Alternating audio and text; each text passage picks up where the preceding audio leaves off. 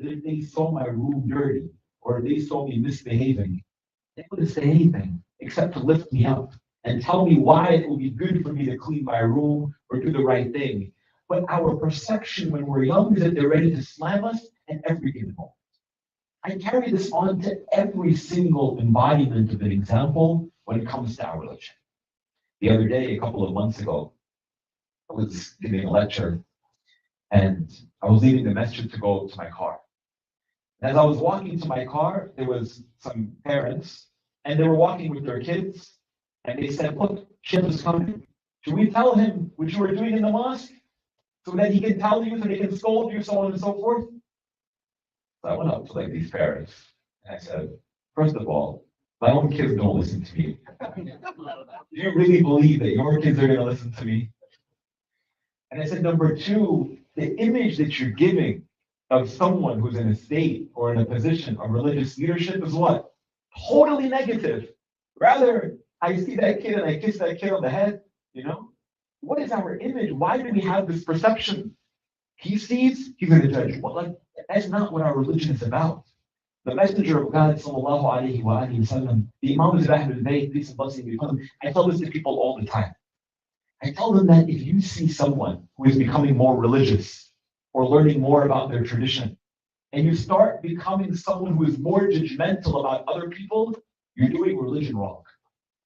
If an increase in your prayers or in your worship when you're coming to the mosque makes you isolate people or makes them feel unworthy to be in your presence, then at the end of the day, you're doing it totally wrong. This was the greatest of God's creations, the messenger of God, who used to literally bring these people out of their darkness into light, out of ignorance into knowledge. Days earlier, they were burning their daughters alive. Yet the Prophet, ﷺ, he gave them a pathway toward perfection and toward beauty and toward justice and toward all of the most perfect values. And again, the way that we teach this religion of ours, the way that we teach this tradition of ours is so often in opposition to the ethos of the whole Quran and of the Sunnah of the Messenger of God, sallallahu alaihi wa alihi wasallam. My friends, once we understand the mercy and the beauty that emanate from these individuals and from this book of Allah subhanahu wa ta'ala, everything with regards to our relationship with religion totally shifts and totally changes. And that's why for today's discussion, inshallah ta'ala, I want to reflect upon a common question that many people ask. And that is particularly with regards to the laws that are found within the religion of Islam. Why are there so many laws in Islam? Why do we have so much detail and nuance when it comes toward law or legislation within Islamic tradition? Why is it that God wants all of these things from us? Isn't it too much? And I want to reflect upon these questions in three different dimensions. The first dimension toward understanding different methodologies and understanding law. Secondly, toward understanding important derivations or important manifestations by how we understand Islamic law specifically. And thirdly, examples of values as taught to us within Islamic law that we can apply and at the same time change our perception of how we understand this law. Let's jump right into dimension number one of the discussion. If you go at it today, we realize and we recognize that in the world that we live in, we are bound by law in just about anything and everything that we do. When we're kids, we're bound by the laws of our parents, and we're bound by the laws of the school, and we're bound by the laws of the classroom. When we get older and we start to drive, we're bound by the laws on the streets. We're bound by laws in the workplace. And we are consistently guided via these boundaries that have been created upon us. And many times we question, where did this law come from in the first place? And for anyone who's studied political science or have studied law, you know that there are three different perspectives or three different philosophies when it comes toward the methodology of how we understand how laws are derived. The first one of these methods, or the first one of these perspectives, is this notion of natural law. Natural law is virtually this assumption that most law that we have today derives from some aspect of morality or is something virtually innate. Everyone knows that adultery is bad. Everyone knows that killing is bad. Everyone knows that stealing is bad. And this is something that we don't need to be taught. Lying is bad, so on and so forth. And thus, natural law is that which dictates the morality and the guidance for humanity. And it's up to the legislator, the lawmaker, the king, the president, the head of state, the governor, whoever it is, to enact this notion of natural law and just put it down in words that make sense for their community. But at the end of the day, all law is natural, and there's no need for anything beyond that. This is a position that most people of faith often derive. And historically, when we see in the period of the Middle Ages, for instance, where there was kings and there was a monarchy, they would often state that we are ruling by natural law because we have been appointed by God, or we have been appointed by this sort of divine spirit, or whatever it might be. And then our job is to initiate this law and is to hold people to account if they break these natural laws. Later on, another group of people came forth many centuries later, and they posited this new term known as legal positivism. They stated that not every law is natural because there's no such thing as innate law.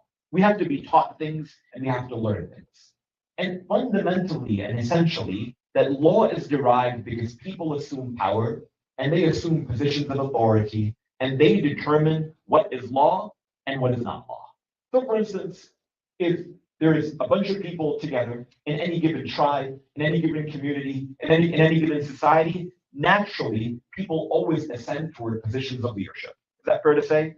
If you have a group of students of 4 in a given classroom, oftentimes one of them decides that they want to be the spokesperson for that particular group. It comes almost naturally because there's this assumption that everyone has the potential, at the very least, to lead in different circumstances. So this school of thought suggests that individuals who come together, they will write law, they will put forth law, and their law is law, and everything that is not stipulated in their law is not law. In other words, if a group of people come forth and they state that slavery is legal, well, we have to submit to it because that is what they're stating.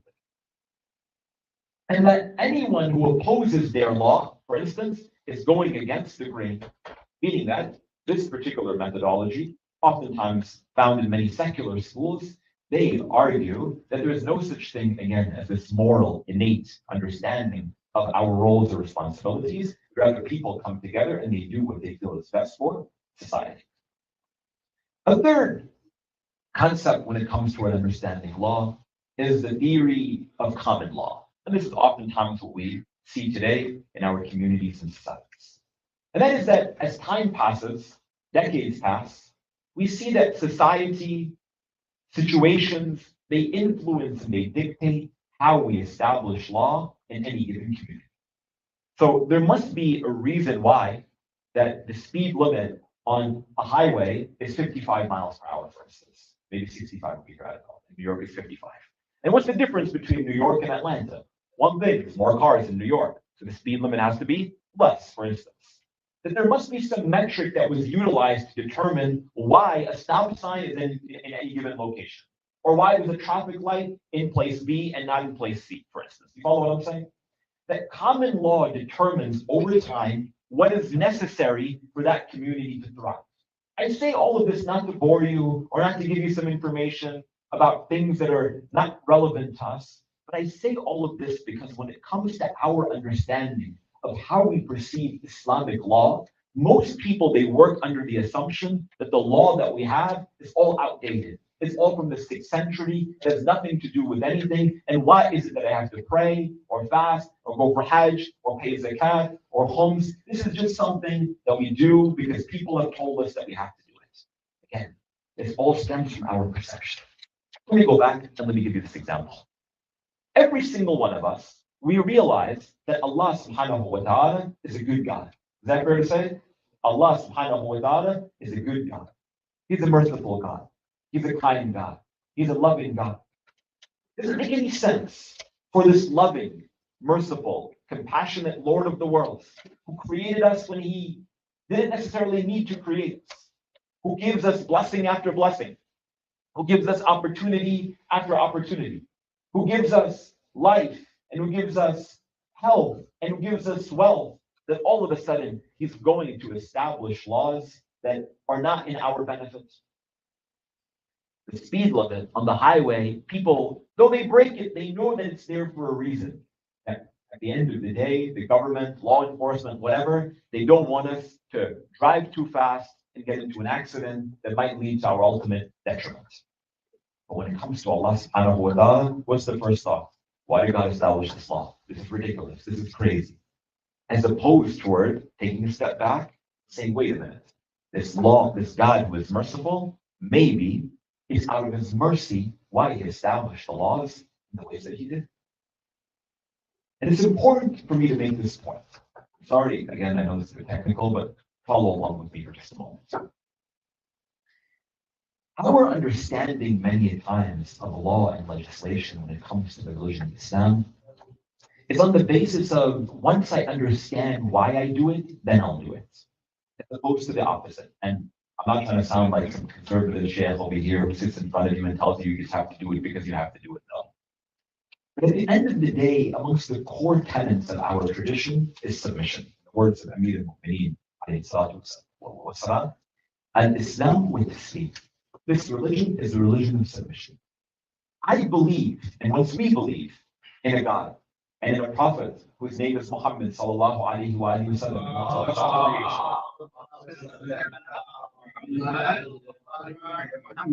And in this book that is Quran, and in these Imams of Ahlul Bayt, beginning with Ali and ending with the Imam of our time. Once I submit to that, and I know that they are only establishing and legislating that which is in my best interest, and at the end of the day, I submit to it. Does it mean that I can't ask, why is it that we do these things? No, you should ask. You should absolutely ask. You should absolutely understand. But sometimes when you don't understand, does it mean you don't? We have a book within Islamic, and within our circles, amongst the most famous ulama of our time, of our tradition, is a scholar by the name of Sheikh Saduq. Many of you might be familiar. Sheikh Saduq. He is most famous, of course, for writing one of our 4 primary books of hadith, من لا يحضره الفقيه أبا الصدوق رضوان الله تعالى عليه. He has another book which is a little bit less popular, but nonetheless very well known as Ilan al-Shara'i, which is literally translated as the reasons of legislation, which compiles a whole host of ahadith from the Prophet and from the Imams of Ahlul Bayt with regards to why we do what it is that we do.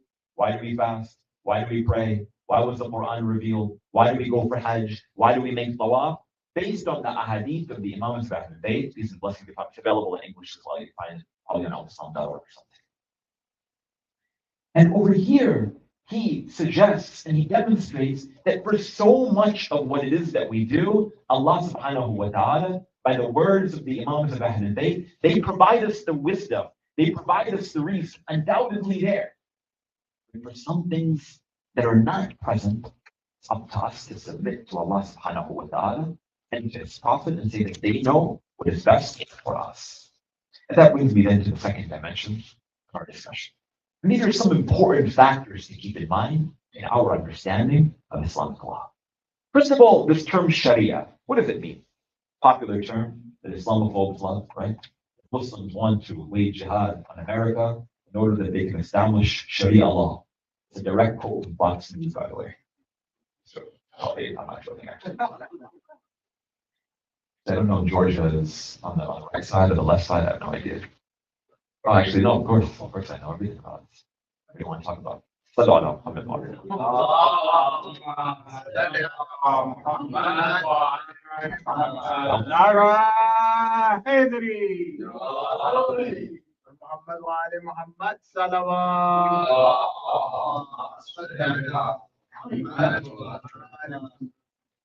Like we as believers know, there's no book known as the Book of Sharia. I don't have an app on my phone that says this is the Sharia booklet that I distribute to my friends and to my family, like many people on the right wing may perceive. In the Arabic language, the word Sharia literally is translated as the path to the watering well. Now keep in mind where the religion of Islam is born, and keep in mind where this language is spoken. In the 6th century in the Arabian Peninsula. In a desert, what's the most scarce resource? Water. Sharia is the path to the watering well, where you can get to the water. Water is meant to be the most important of resources within that given community. Sharia is the means toward getting there. The reason why we call Islamic law Sharia within our tradition is why? Because it's the path toward getting to ultimate goodness. It's symbolic of that water which is scarce in the desert. It's symbolic within the Islamic tradition and within our vocabulary within the Islamic context as the means and the mechanism that draw us closer toward the ultimate good. And of course, is Allah subhanahu wa ta'ala. So we believe undoubtedly these 3 important factors to please keep in mind. Number 1 is that we undoubtedly believe that this religion and that the Sharia of the Holy Quran and of the Messenger of God is perfect. That they are divinely established infallibles from the first of the prophets of God until the last of them, our Messenger sallallahu alaihi wasallam, and the Imams of Ahlul Bayt, and every word that they spoke was truth, and everything that they presented to us is absolute, and they're not limited toward a particular time or space, but through their teachings, we're able to derive what is best for us in this dunya, such that we are successful in the akhirah. Now, stop here for 1 second. We know that whatever they said is truth, but it's up to the job of the scholar, it's up to the job of the contemporary to making sure that they're narrating that accurately and adequately. Now follow along with me for 1 second. For my younger friends over here, how many of us have played the game telephone? You say something and you whisper to the person next to you. I'm sure every one of us have played this game, right? What's the often reality behind this game? Someone says, for instance, I like coffee. And by the time it gets to the end of the room, it's I like milk, right? Either someone made a mistake, or someone fabricated on purpose to make a joke, or someone misheard, and we know how it goes.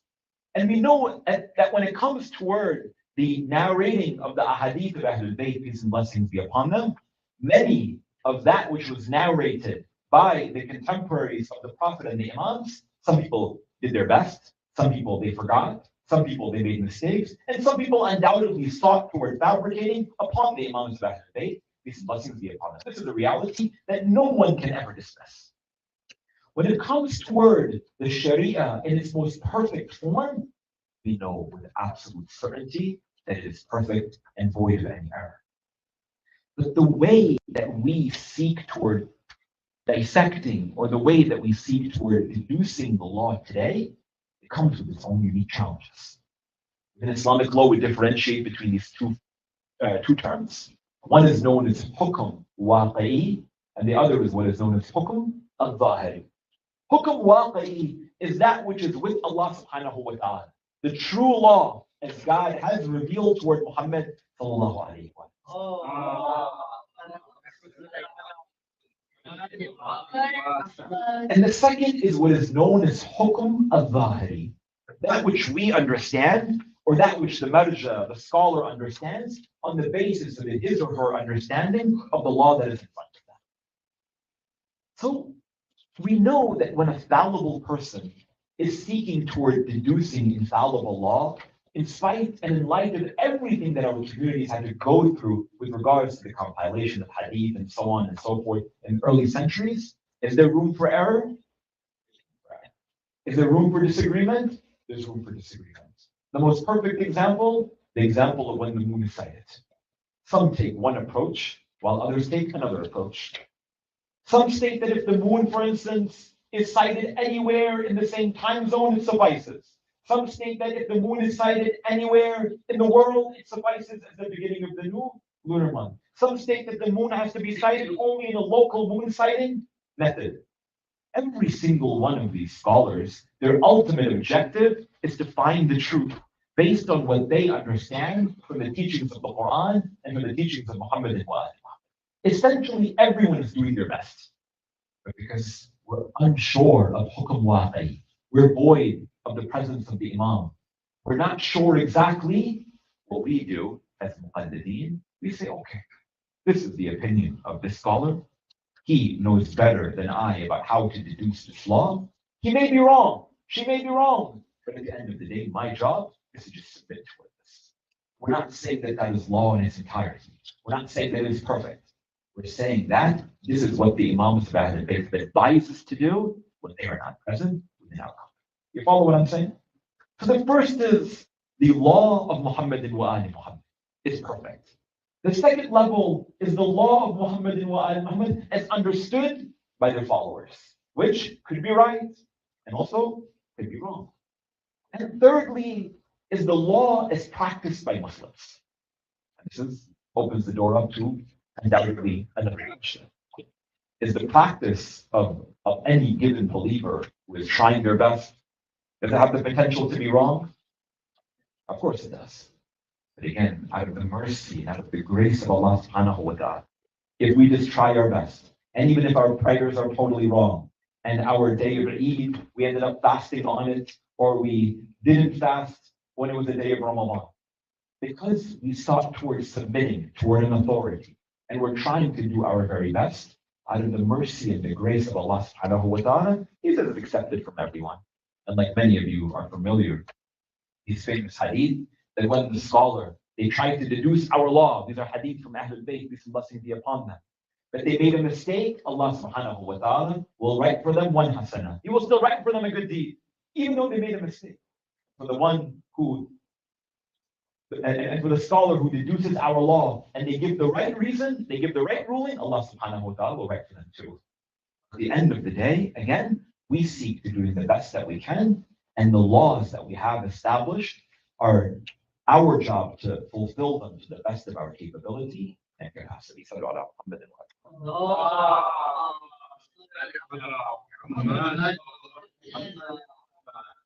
Okay, we're done with the boring stuff. Let's get to the fun stuff.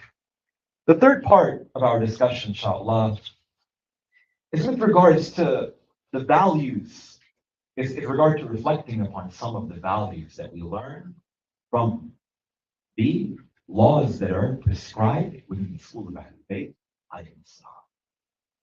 Again, the question that many people ask in the first place is why so many laws? The answer is simple. At the end of the day, Allah subhanahu wa ta'ala has created us for paradise. Allah subhanahu wa ta'ala has created us to work within a particular given regimen. And He wants us to be disciplined during the course of our lives such that we are carrying ourselves toward exactly where it is that we need to be. You can't all of a sudden skip grade 1 and go to grade 3. You can't go into your first year of your bachelor's program and say, you know what, this is too easy. I need to skip directly to my master's degree. It doesn't make any sense. You have to follow a specific methodology and read specific texts to build up your ability and to build up your capacity for you to know, for you to learn, for you to perceive, so you can become the best person that you can be. And anyway, if you're a doctor and you skip medical school, I don't want to sit and get operated by you or get medication from you in the first place. And neither do you want to sit in a majlis when the guy who's sitting up here is wasting your time talking about things that are totally not relevant to anything. And if I am that, then forgive me. At the end of the day, we want something that is beneficial, and we want people who are experts in their given field. Allah subhanahu wa ta'ala, my friends, out of His love for us, He has created us with incredible potential. And thus, He establishes all of the laws that He does with this goal for us to layer up level by level such that we are able to find and reach that state of perfection. And not every aspect of law is negative. In fact, we see that amongst the primary objectives of law that I want to reflect upon today, at the very least, are three. The first one of these that I want to talk about today is that when it comes toward understanding Islamic law, amongst its primary objectives is that Allah subhanahu wa ta'ala wants to make things easy for us. We are the ones who see, again, religion and practice as burdensome. When you go to practice any given sport that anyone plays, no one likes to go to practice. They want to skip to the game. Is that fair to say? No one likes to run laps in the heat, No one likes to exert their bodies, and no one likes to study in the library in the darkness of night. They just want to get the paycheck for whatever it is that they're seeking during the course of their career. They want to skip all that, but we know we have to put in the work that we're able to get to the ultimate destination. Allah subhanahu wa ta'ala does not want us to see our prayers or our worship or our obedience to Him as burdensome at all. Let me give you this example. Allah subhanahu wa ta'ala says in the Holy Quran, in chapter 20, Surah Taha, in the beginning, He says, Bismillah ar-Rahman ar-Rahim, Taha, addressing the Messenger of God. Ma anzalna alayka al-Qur'ana litashqa. He says, O Messenger of God, we did not send this Quran upon you so that you would see it to be too burdensome. No, it's meant to be easy. The Prophet of God, sallallahu alayhi wa sallam, he would recite these verses of the Quran, he would exhaust himself, he would exert himself, he would stand in the darkness of night and stand and bow and prostrate and so on and so forth. Even Allah subhanahu wa ta'ala says, oh Rasulullah, relax, man. You don't need to pray so much. Spend some of your night sleeping. Spend some of your night with your family. It's okay. Don't burden yourself. Allah subhanahu wa ta'ala doesn't expect so much from us. We see, again, because of our perception, the burden. How long does it take to pray? 17 raka'at during the course of the day that are obligatory. I guarantee you, often the example is that you can pray every raka'ah in 1 minute. You can definitely pray every raka'ah in 30 seconds. You can skip all of the mustahabbat, right? We know this. You can skip all of the mustahabbat and all of your prayers in their entirety, they can be less than 10 minutes. Not that bad if you think about it, right? The goal is for us to build up the capacity so that we actually love it, right? How many of you guys watch basketball? I'm a big New York Knicks fan. I hate Trae Young, by the way. That's not changing. Right? For those of you who watch basketball, you know those who have this killer instinct. Kobe Bryant, he's never going to let up in practice. He's going to exert himself and exert himself and exert himself. Why? Because he loves the process. He's going to take him to the ultimate destination. It's when it comes to championships. You follow what I'm saying? The Imams of Ahlul Bayt, alayhim salam, when it comes to their relationship with Allah subhanahu wa ta'ala, in the beginning, everything might be difficult. The minute that you fall in love with it, you see something beautiful about it. You follow? Which is why in that famous hadith of Imam Amir al-Mu'mineen oft quoted, alayhi salatu wasalam, what does he say? He says, Ilahi, ma abadtuka khawfan min narik, wala tama'an fi jannatik. That, oh Allah, I don't worship you out of fear of your help, nor do I worship you out of hope in your paradise. I'm not interested in that. We've been created with something far greater and far more than paradise. And that's finding God. That's meant to be ultimate beauty. وَلَكِنْ أَبَدْتُكَ لِأَنَّكَ أَحْلٍ لِذَلِكَ. But rather, oh Allah, I worship you because you are worthy of all worship. That's what it's all about. Allah subhanahu wa ta'ala wants us to see something beautiful in the midst of these laws, in the midst of these rituals, such that we're able to love the process. That's why Ali Zayn al-Abidin, salamullah alayhi, when he would stand and bow and prostrate, people would ask him, O grandson of the Messenger of God, why do you tire yourself in this way and pray in this manner? He says, وَكَيْفَ لَا أَكُونُ كَذَلِكَ. And why should I not be in this state when I'm communicating with the Lord of the worlds? Meaning that I don't see this as a burden. I see this as beautiful. A second manifestation of the values founded within Islamic law is that of simplicity and kind-heartedness. When it comes toward aspects of Islamic law, it doesn't only suffice that our relationship is only with Allah subhanahu wa ta'ala, we talked about last night, but also our relationship is with people, right? We have a responsibility toward those around us at any and every given day during the course of our lives. To our spouses, to our children, to our family, to our friends, to our co-workers. All of that is really important. And Allah subhanahu wa ta'ala, He states in that verse that I began with, فَبِمَا رَحْمَةً مِّنَ اللَّهِ لِنْتَ لَهُمْ وَلَوْ كُنْتَ فَضًّا غَلِيظَ الْقَلْبِ لَانفَضُّوا مِنْ حَوْلِكَ. Listen to how great the Messenger of God is. Allah subhanahu wa ta'ala says that if it were not for my mercy that I have descended upon you, O Muhammad, and if it were not for you being so soft-hearted and so kind and so loving to those around you, everyone would have dispersed them. It was the Prophet of God, sallallahu alaihi wa sallam, the Imams of Ahlul Bayt, peace and blessings be upon them, out of their kindness.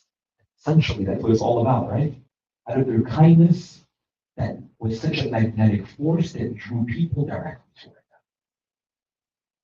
And that hadith of the Prophet of God, alayhi salatu wasalam, he states, Harimat an-nar, that the fires of hell are prohibited for a few groups of people. Then he describes them. He states, al-hayyin, al-layyin, al-sa'an, al-ghalib. That's someone who is lenient, someone who is easygoing, someone who lets the small things roll off, and someone who is always ready to help other people. So at the end of the day, if you are that type of person, Allah subhanahu wa ta'ala says, there's no such thing as hell for you. One day, this man, he comes to visit the Prophet sallallahu alaihi wasallam. And he comes from the outskirts of the holy city of Medina. He's from amongst these Bedouin community. Think that he's like this tribal guy. He lives in the farms. He's illiterate. And he comes to Medina to visiting the Prophet sallallahu alaihi wasallam.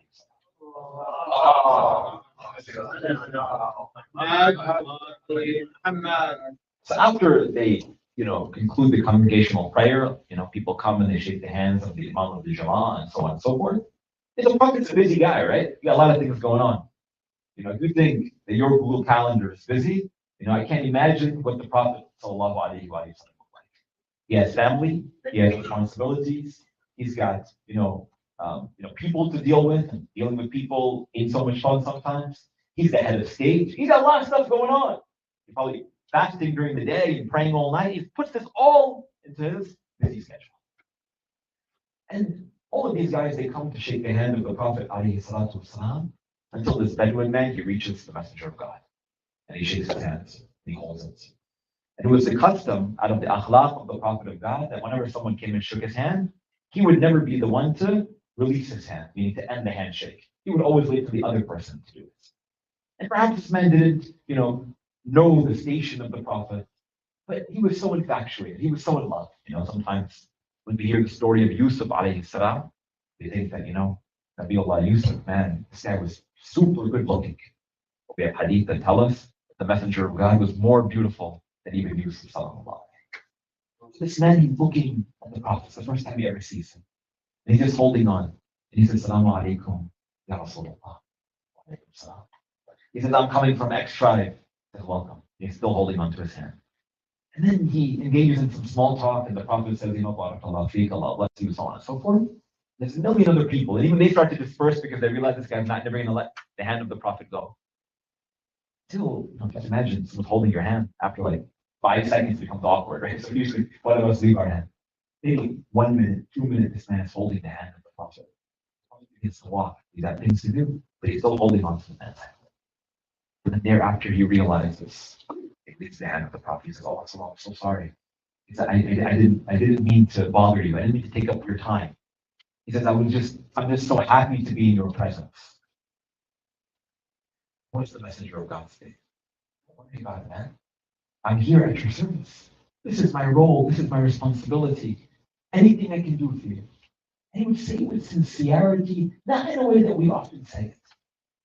Isa alayhi salatu wasalam, Isa the son of Maryam, it is stated that he would wash the feet of his disciples. And they would come to him and they would say, O Ruh Allah, O Spirit of God, why are you washing our feet? We should be serving you in the same way. What would he respond? He would say, no, this is my means of humbling myself in front of God and me humbling you and reminding you the role and the responsibility of the Prophet. I say this, my friends, because at the end of the day, these are the values that we are meant to illuminate once we practice this law and once we seek to follow it in the footsteps of the Prophet and his family. It's supposed to take us in that direction of cleansing and of purifying our heart in the way that it does. And thirdly, a third feature of Islamic law undoubtedly is that of mercy. And that perhaps, which is the most evident and the most obvious, but oftentimes we are very forgetful of it. Think about how merciful Allah subhanahu wa ta'ala is. If, for instance, you are someone who doubts so much Someone who has, OCD, for instance. I don't know if if on my second rakah or on my third rakah. And every time in your prayers you doubt. You doubt whether you perform wudu properly or ghusl properly. You are known within Islamic law as someone who is kathratu shak, someone who accumulates a lot of doubt. Out of the mercy of Allah subhanahu wa ta'ala, He says, take all of your doubts and dismiss all of them. Just assume that all of your deeds are accepted. Another principle within Islamic law is what is known as suq al-muslimin. That when you're in a gathering of other Muslims, of other believers, don't ask them about what food that they're serving, is it halal or is it not. You put the best husnul dhan, like it was mentioned earlier. We assume the best in those around us. Again, even if we had eaten something that's forbidden, we assume the best. And Allah subhanahu wa ta'ala says, out of mercy, it's all good, don't worry about it. Consistently, we see this within our tradition. And I'll give you this last example, which again demonstrates just how incredible and how merciful that this religion and that this law that is legislated has come down upon us. It's a hadith from the Prophet sallallahu alaihi wasallam.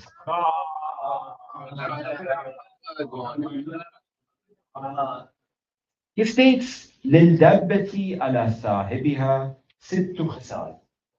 He states that an animal over their owner has 6 rights.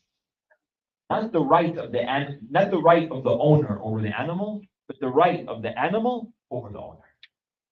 This is the greatness of this tradition of ours, exemplified within this. I'll skip the Arabic just for time's sake. The Prophet ﷺ, he states that number 1, he feeds her the minute that he descends. You're riding on a horse, as you alight from the horse, and your responsibility is to give that animal food and drink. Offer it, if it refuses, but your responsibility, number 1, is to offer it. Number 2, that whenever you walk by that animal, even if you're not riding it, that you offer it a drink. Again, this is the right of the animal over the believer. Number 3, to never ever hit or to abuse that animal unless it's absolutely necessary.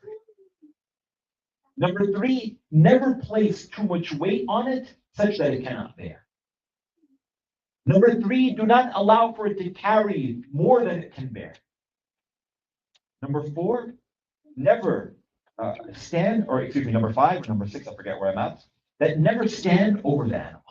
And there are others that state, for instance, when you're sitting on the animal, but you're not riding the animal, don't sit on it. Sometimes we sit in the parking lot, we're sitting in our car, we roll down the window, we're talking to the person next to us. Back then, people used to do the same thing. We don't have horses that were coming to the masjid in, but they would sit on top of their horse and they would talk to each other. They hadn't started riding yet. The hadith of Ahlul Bayt alayhi salam would tell them, they don't even do that. If you're talking to somebody else, get down and talk to them. There's no need to put extra weight on the back of your animal. You know what I'm saying? That, my friends, that with this sort of nuance, we see this within the ahadith of Ahlul Bayt. And I'll conclude with this anecdote. That one day, Messenger of God sallallahu alaihi wasallam was in his mosque, the holy city of Medina, and he had fallen asleep. And when Rasulullah had woken up, he had seen that there was a cat that was sleeping on his sleeve. And back in that day, like is often done because of the heat, men would wear very sort of baggy, loose clothing. And so the cat was sleeping on the sleeve, but not on the arm of the Prophet. So he had woken up, and the Prophet, so that it would not wake up the cat, began to unstitch the shoulder stitching so that he could slide the arm from underneath. And he's unstitching his clothing. And one of his companions walks in and says, "Oh, Messenger of God, what are you doing?" He says that there's a cat. I was sleeping, I woken up, I see this cat was sleeping on my sleeve, and I don't want it to wake up. So I'm trying to remove the stitching of my clothing and slide my arm from underneath so that it doesn't wake up. And then he says, "Oh, Messenger of God, you are Rasulullah. You are the authority of the heavens and the earth. You are the greatest of God's creation. And this is a cat, that's a stray. Who cares? He said, Allah subhanahu wa ta'ala has sent me a mercy to the world, and that means that I'm also a mercy to the saints. This is the ethos of the Messenger of God, sallallahu alayhi wa sallam. And of the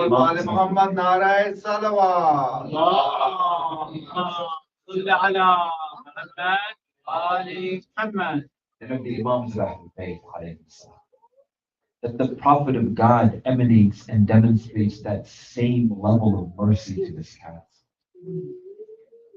What would they do? And what did they do to his grandson Hussein alayhi salam?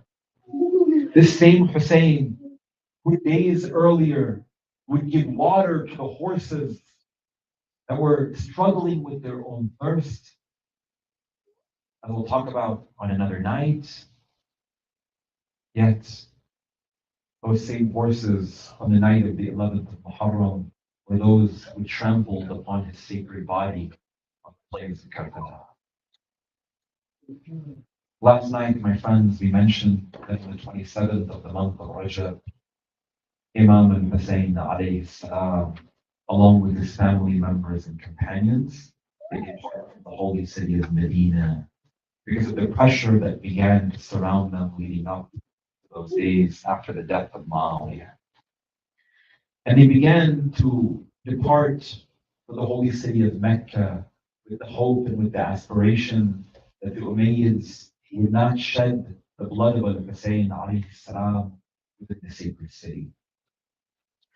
So it is said that once they reached the holy city of Mecca on the 2nd or the 3rd of Sha'ban, the Imam alayhi salam, along with his family, perform Umrah, and they perform all of the respective rituals in preparation for Hajj in the year 60 after Hijrah.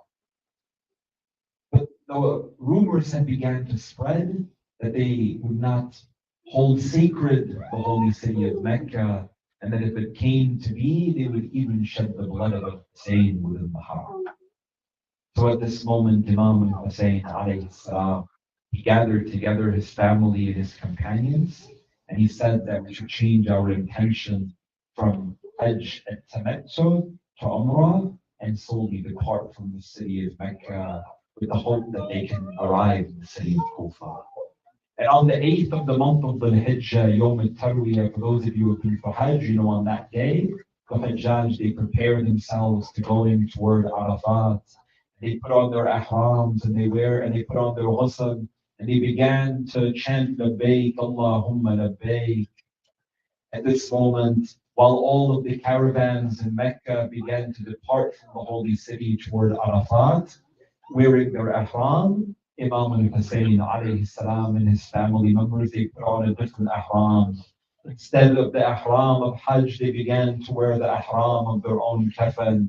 While many were chanting Labbaik, Allahumma Labbaik, were performing the rites of Hajj, it was al-Hussein alayhi salam who began to chant Labbaik, Allahumma Labbaik. Oh Allah, here I am at your service, and here is Akbar at your service, and Abbas at your service as well. And it is stated that they began to depart the holy city of Mecca until on the 2nd of Muharram, they arrive on that sacred city. It is said that the horse of Imam al-Hussein alayhi salatu wasalam would no longer move forward when he would tell it to. So he alights from the horse and he reaches out to some members of that community of that barren desert. He states, "O men, O women, what is the name of this town? What is the name of this city that we have arrived upon?" One man, he said that this is known as Ghadiriyah. Another man, he says that, "O Hussein, that this is known as Nineveh." Another man says that this is known as Shet Farat, that this is the bank of the Euphrates. And then he sees an elderly man and he says, "Are there any other names that are attributed toward this town, toward this city?" He says, "Yes, this city is known as Karbala." At this moment, Imam al-Hussein alayhi salam, he states, "Inna hadhihi al-ard ardu karbun wa bala." Indeed, that this is the lands of trials and tribulations. He goes down to the ground, he picks up some sand, he raises it to his nose, and he smells that fragrance. And he states, "Undoubtedly and most surely, this is the land that my grandfather has foretold me." At this moment, he tells everyone to alight from their horses and to pitch their tents. And then he walks with some of his family members and he states, Inna hahuna qutila rijaluna, that surely in this land is where our men will be killed. In this land is where our heads will be severed. In this land is where our women will become prisoners. And one by one, Imam Hussein alayhi salam tells his family members and companions what is going to happen to them on that day of Ashura.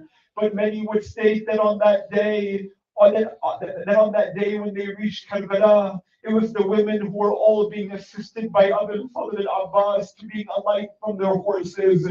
But I fast forward to the 12th to the 13th of Muharram, when they were departing that city of Karbala. It is stated that Lady Zainab alayhi salam, she began to help all of the women and children get on top of the backs of those horses and camels without any saddles.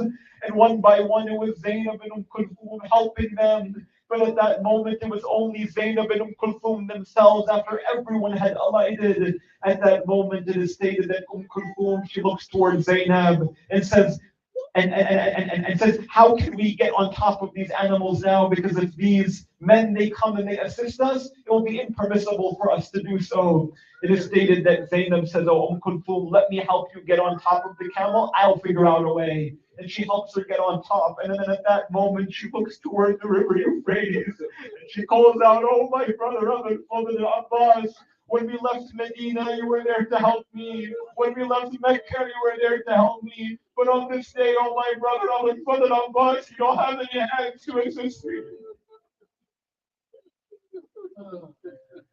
لا لعنة الله على القوم الظالمين. إنا لله وإنا إليه راجعون.